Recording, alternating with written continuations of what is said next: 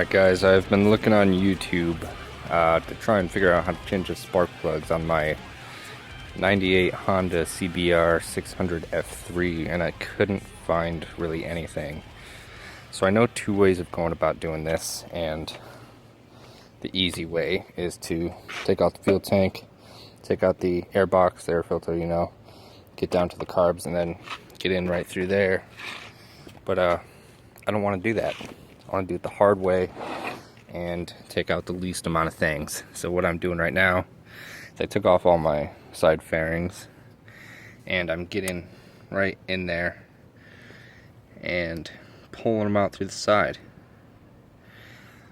So that's the way I'm going to go about this right now, and we'll see how it goes. I've got a couple ratchet adjustments that I'll show you what I use, so you can do the same thing. It should make life a little bit easier. Alright, if you take a look in there, I just unscrewed the first one. First thing I want to mention is when you take out these plug socket adapters, sorry about my terminology. I've never been trained on stuff like this. I just learned how to do it myself. So if I say something the wrong name, it's because I don't know the real one. But take out these plug socket adapters. Make sure before you do so you have a brush or something to brush off any small debris that could possibly fall into the cylinder when you pull it out. And then get your socket in there, unscrew your spark plug, and then pull it out. Should look something like this. And that is my first one. I'm gonna go ahead and replace it right now with my new ones. I suggest when you do replace it that you do one thing beforehand, and that is make sure you lube up your new spark plug with some anti-seize. Just put it around the threads of it, and that will make sure that next time you put it in, if you do happen to do it too tight, or even if you don't, sometimes they can get stuck in there and really difficult to pull out. And if you get a spark plug stuck in your thing, you're gonna have to pull out the cylinder block and take it apart and get that thing out of there. Just it makes life easier. So get some anti-seize. It's like $2.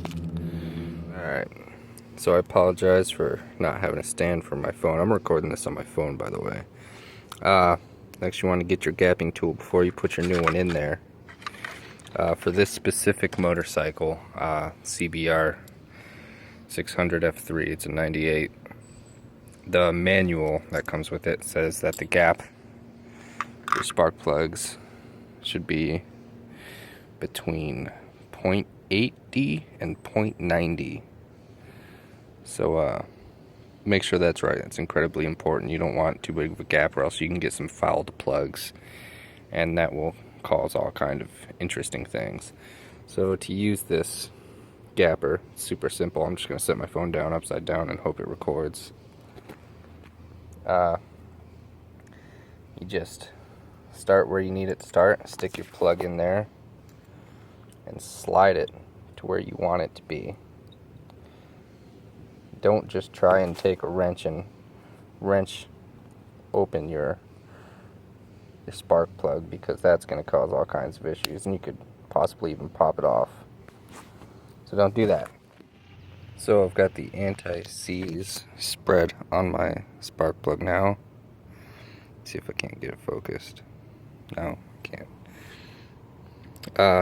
Just there you go. Spread it right on the threads right below the spark plug. Or I guess the whole thing's a spark plug. Yeah, just spread it on the threads. You don't need too much on there. It spreads really easy. And then you're gonna put it. I'm gonna put it back in my wrench socket, which these are the adapters that I spoke about before for my socket wrench. I've got this spark plug extender for our kind of bike.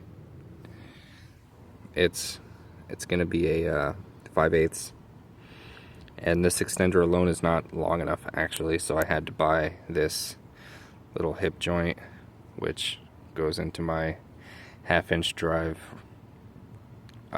ratchet. So I'm gonna stick the plug back in here and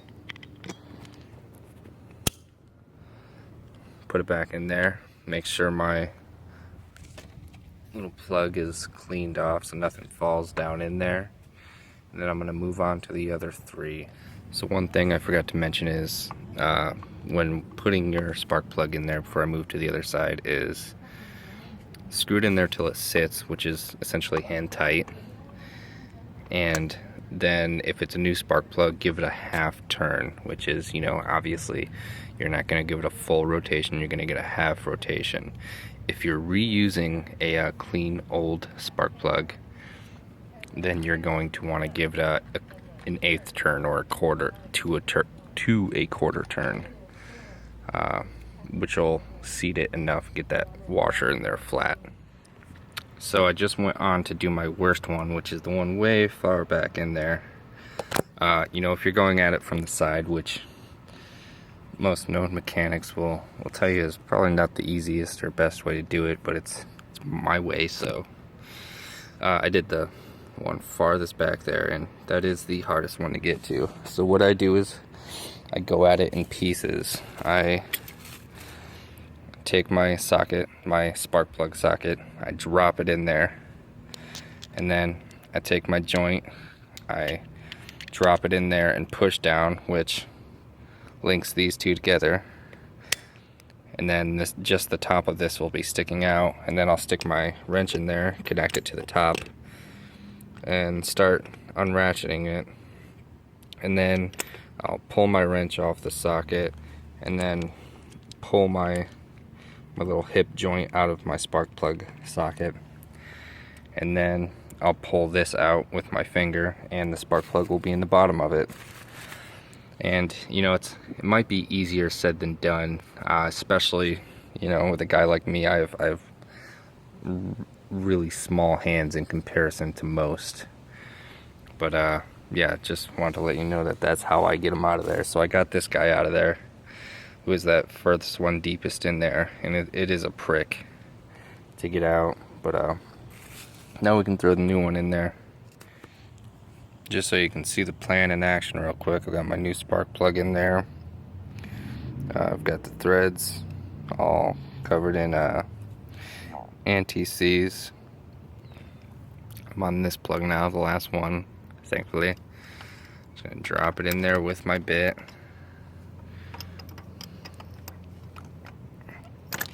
Yes, it is gapped out, by the way. And then I'm gonna drop my new bit in there, or my hip. I'm gonna connect it to my other one, and now I'm gonna screw it in so it's hand tight.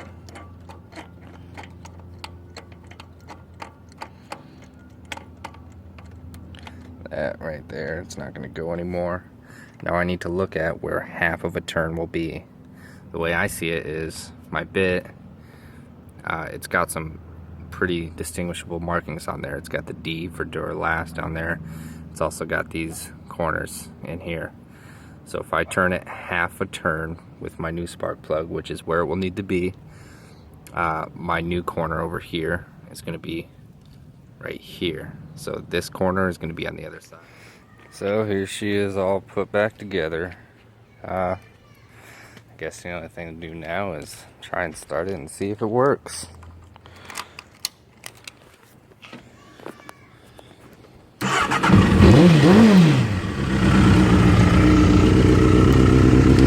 Well, it's running and it hasn't blown up. It's probably a good sign.